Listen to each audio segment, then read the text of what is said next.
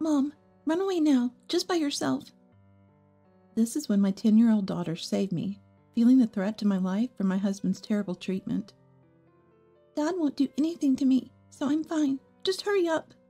Pushed by my daughter's urgency, I grabbed only my wallet and frantically ran outside. Then, the next day, worried about my daughter, I sneaked back home when my husband was away. To my shock, my husband, who was supposed to be absent, was there. A child? She's no longer in this world. I gasped at my husband's words, spat out so dismissively. My precious daughter, who had risked her life to save me. The thought that I could never see her again. Overwhelmed by shock and despair, I collapsed right there. I'm Natalie, a 35-year-old office worker. I live with my 38-year-old husband and daughter. Originally, I married my husband, thinking he was a manly and reliable boss at the company. A happy life with our child after her birth was my long-cherished ideal. My mom passed away when I was young, and I was raised in a father-only household. I am nothing but grateful to my dad, who raised me with all the love he could muster. Yet I envied my classmates who were pampered by their moms. My dad, a self-made man, runs a civil engineering company. He's raised many young people with various issues, helping them become carpenters and plasterers, despite dropping out of high school. Some of them were rebellious youth, but my dad, with his inherent sense of duty and compassion, reformed them.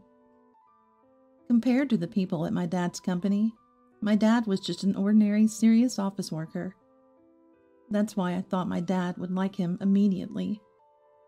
But the reaction of my dad when he met my husband was unexpected. Nice to meet you. I'm Stephen. You're my daughter's boss at the company, I hear. Thanks for taking care of her.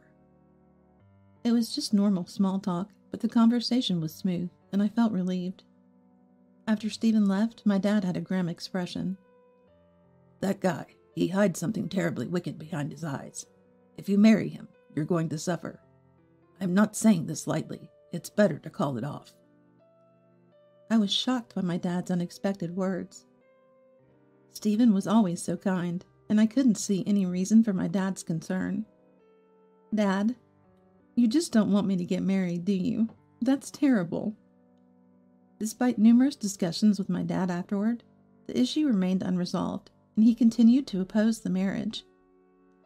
Dad just won't approve. Let's get married anyway. He'll come around someday. All right. So I went against Dad's wishes and got married. I thought I might get disowned by Dad, but it seemed worth it. I was crazy about Stephen. When I was packing my things to leave home secretly, Dad caught me. Take this with you. Use it if you're ever in trouble. Surprisingly, he handed me a banking card. It had over $30,000, saved since my childhood. Come back anytime if it gets tough. Dad's face looked so sad as he said this. Despite this, I left to live with him. On the other hand, my in-laws were also against our marriage. They disliked that Dad's company employed people from various backgrounds, saying they didn't want a wife from such a place for their son. So we became distant from my in-laws. Therefore, we just had a photo-only wedding, yet we were quite happy. After getting married, Stephen wanted me to be a housewife and support him. But I wanted to own our own house soon and give our children a proper education. So I suggested that we both work and save more. If you really want to work, then make sure you do all the housework perfectly. What? You won't help? That's a woman's job. That was the first time I felt uneasy about my husband. 3 years into our marriage, I joyously told my husband about my pregnancy. You should be happy. You're going to be a dad. Oh yeah, that's great. I'm looking forward to it. But keep doing the housework like before. He seemed happy, but he never cared for me during my pregnancy. Even when I was bedridden with morning sickness, he got grumpy if his meals weren't ready. Can't we just have ready-made dishes when I'm sick? Don't be spoiled. Pregnancy isn't an illness. His words troubled me, but he was genuinely looking forward to the birth. When our daughter Hannah was born, he said, "She looks smart like me." He adored her.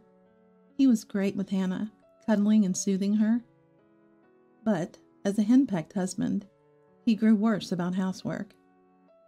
He loved our child, but never changed diapers or bathed her. He'd leave his dishes and scatter clothes on the floor after a bath. It was manageable when it was just two of us, but with a child, it got harder. Soon, my maternity leave ended, and I returned to work. Now I was busy every day with work, housekeeping, and parenting. One day, I couldn't hold back anymore and blurted out, "Hey, you. It's tough managing both work and childcare. Can you help a little?" "What do you want me to do? I'm already playing with Hannah." "Just put your dishes away after eating and put your clothes in the laundry basket. Just take care of your own stuff." "What? Don't joke with me. That's all a wife's job. Put more effect into it." "I am. And as a couple, I'm just asking for a little cooperation." "You're the one who wanted to work, so take responsibility and do it properly." "But..." "Shut up." At that moment, something whizzed past my cheek and shattered with a loud noise. My husband had thrown a coffee cup at me. "It hurts." When I touched my cheek, blood was oozing out. "It's your fault for not listening to me." This aggressive side of my husband was something I had never seen before. I was so confused that I couldn't say anything more. From that day, his attacks became a regular occurrence. If I said anything he didn't like, he would suddenly hit the table or kick chairs. Once he even stomped on my foot with full force. Day by day, more bruises appeared on my body, hidden from view. My dad was a strong man. "Women and children are delicate. Men should protect them," he always said. He would never hurt me, only gently admonish me.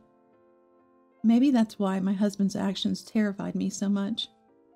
Whenever he seemed about to do something, I would flinch and become unable to speak. This response only encouraged him more. "You're all talk but a coward. Remember, if you defy me again, you'll suffer."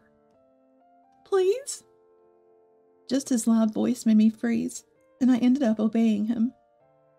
But he seemed to want to be seen as a kind dad to our child, attacking only when she was asleep at night.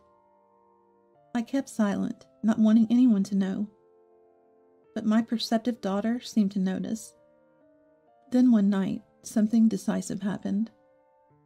My husband had recently said he was tired of working for others and wanted to start his own business. I didn't think it was that easy and knew it would require funds. But fearing his mood, I suggested saving up for his business instead of outright opposing him. "We don't need to do that. Use your dowry and the money's safe for Hannah." "That's for Hannah's education. We can't use it now. Plus, the money my dad gave me isn't for such purposes." My refusal to comply angered him. He didn't just throw things. He hit and kicked me. It was bad enough to fear for my life. "It hurts. Please stop."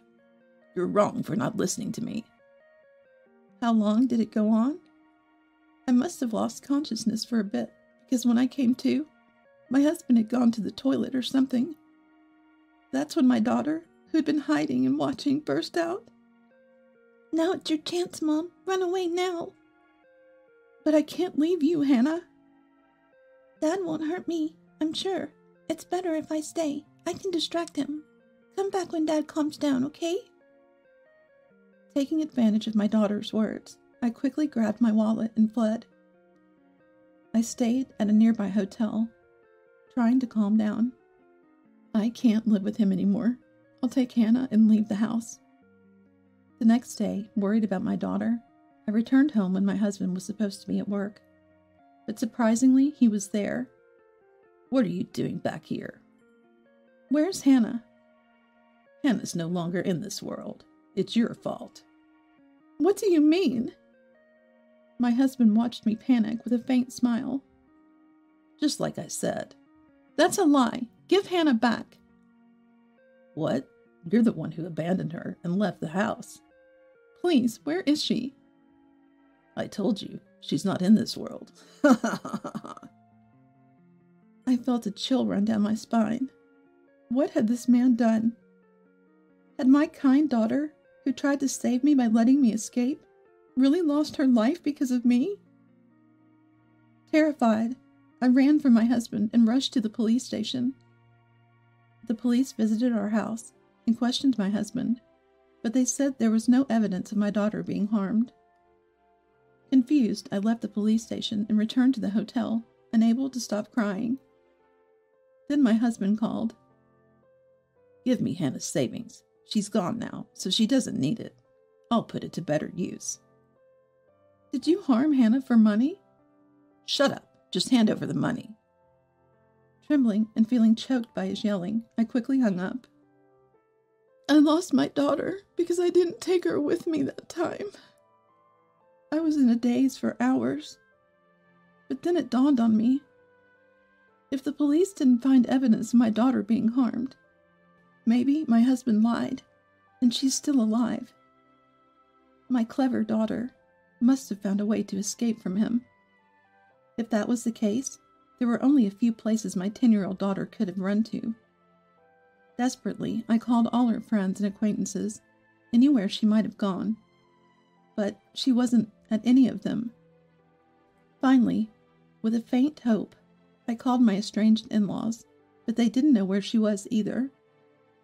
With no trace of her anywhere, did Hannah really fall into his hands? Maybe I'll never see her again. Driven to the brink of despair, I couldn't stop crying as I remembered my daughter's sweet face. I'll never forgive him. As for my husband, I hope he gets what he deserves. That's how I vowed revenge on my husband. The next day, I went to my long-estranged dad and apologized on my knees for everything that had happened. I worried about turning to Dad after defying his opposition to the marriage, but I couldn't think of anyone else who could help. Besides, "Come back if it gets tough," Dad had said when I left home. I realized he was the only one I could turn to. "Dad, Stephen was the terrible person you said he was. I want to avenge my daughter. Please help me." "Lift your head. You're the one who's suffered the most. I'll do anything I can." Dad's kind words gave me courage. A few days later, I returned to my former home, making sure my husband was out. I had Dad's company employees help me move all my belongings to my parents' house. I also found something shocking in my husband's study and took it with me. That night, realizing my things were gone, my husband called repeatedly, but I ignored him. From that day, I began my plan to bring him down. First, I went to his company and exposed his scheme. I had found customer lists and confidential information in his study. He was planning to use them for his startup to poach clients. Of course, this caused a major issue at work, and he was soon fired. He found other jobs and part-time work, but I made sure he was fired from each one with Dad's help. In our community, just the sight of my dad made people nervous and obliging. I always made sure they didn't tell my husband, so he never understood why he kept losing jobs. He must be lamenting his misfortune by now. Next, I used Dad's influence to ban him from his favorite clubs and bars. I also spread the word among his friends and acquaintances that he was a daughter killer, isolating him. Now no one was there to help him. Finally, I made arrangements with the real estate agency and had him evicted from our apartment. Dad's influence helped, but it seemed he couldn't afford the rent anyway. On the day he was supposed to leave the apartment, I waited in a car with Dad. Sure enough, my husband came out with his belongings and headed to a nearby park. There he was, sitting on a bench with a lifeless expression, looking up at the sky. Probably with no one left to turn to, he had become homeless. As I approached him slowly, he noticed me and looked surprised. "You've really fallen apart in just half a year." "Natalie, how did you know I was here?" "I followed you by car. How does it feel to be fired and abandoned by everyone?" Did you do all this?" "Just realizing that now? How could you? My husband's eyes blazed with anger as he raised his arm to me. Stop! Don't touch my daughter! In that moment, a low voice echoed. Dad twisted my husband's arm, glaring at him with an intensity I had never seen before. Ouch, father-in-law! I'm sorry, please let go! My husband struggled to speak. Natalie, do something about your dad. You're wrong if you think this is the end. Hannah's revenge is far from over. I will chase you to the ends of the earth. That's impossible. Not for Dad. He's just a civil engineering company owner, right? Only on the surface. What? My husband finally understood the sharpness in Dad's eyes. He begged us with a frightened face. Hannah is actually alive. Please stop all this. What do you mean? According to Stephen, Hannah was staying with the in-laws. He had lied to the police and in-laws, saying, My wife does terrible things to our daughter, so I had to hide her with my parents. He even convinced the police by showing Hannah at the in-laws' house on his phone. No wonder the police and in-laws were cold to me.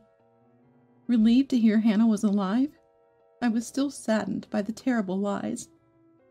I desperately wanted to start my business, so I lied to you. Hannah is safe. Isn't that enough? I can't forgive you. We're getting a divorce. But I have nothing left. You're my only hope. Please forgive me. My husband, who had been so domineering, was now pathetically apologizing, rubbing his forehead in the mud. I never want to see your face again, and I'm taking custody of Hannah. Remember, if you ever do anything to our daughter, I'll be the one you'll have to answer to. Stephen just stood there stunned, like a squashed frog. Leaving my husband behind, Dad and I headed to the in-laws. I desperately wanted to see Hannah as soon as possible. When I went to the in-laws, who were farmers deep in the mountains, and told them the truth, they were shocked and apologized. My daughter had been told by my husband, Stay here quietly, and I'll be nice to Mom. I'll come to get you after we make up.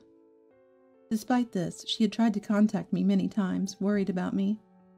But since I wasn't at home, and the in-laws didn't have mobile phones, she had to give up. She had been patiently waiting to be picked up, but living in the countryside turned out to be quite comfortable, she told me with a smile. I was relieved to hear that the in-laws had taken good care of and cherished her. Afterward, I officially divorced. When I demanded alimony and child support from Stephen for the divorce proceedings, the in-laws stepped in to pay on his behalf, as he had no money. He returned to the in-laws' place and was working to repay the debt they shouldered under their strict supervision. My daughter and I returned to my father's house. Dad is overjoyed with his granddaughter.